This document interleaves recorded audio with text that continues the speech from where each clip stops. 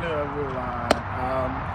Today I'm just going to give you a brief overview of how to start your application and then the documents that you will need to start your application. It's very simple and everybody should stay tuned. Follow me for more updates because I get a lot of information for you to help you start your application, finish, get full funding, get your application with submitted and get full funding, and then start your program. So these are the documents that you should get them ready because these are the things that you're going to use for your application. The first one is your transcript, not certificate. Your transcript is the most important thing. So get your transcript intact. Some school requires you to do evaluation. So if you check their website and you want evaluation, you have to get that one. But get official transcript from your university. Also get your CV. Your CV shouldn't be too long. It should be like 2 pages CV for academic purposes. Take away all the chaps or the things that are not needed in your academic journey, and then get your CV, that your transcript already talk about that, and then also get your recommendation. The recommendation is very, very important. This is how it goes. You can get like 2 academic recommendation and 1 professional if you're in the field working.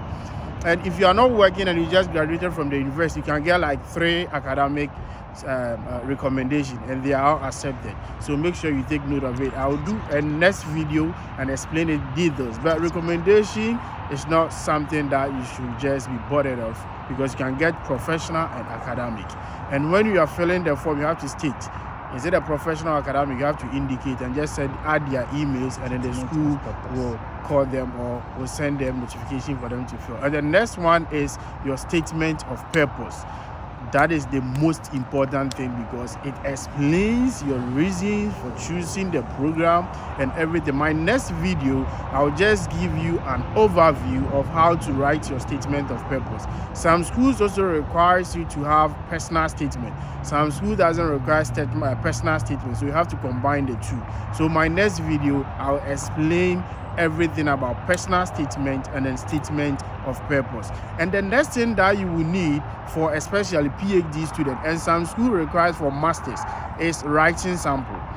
The writing sample explains that you can write academically. So what you have to do, those that are going to have their PhD, your master's thesis can be used as a writing sample or any article that you published before or a term paper. So these are the documents that you will need.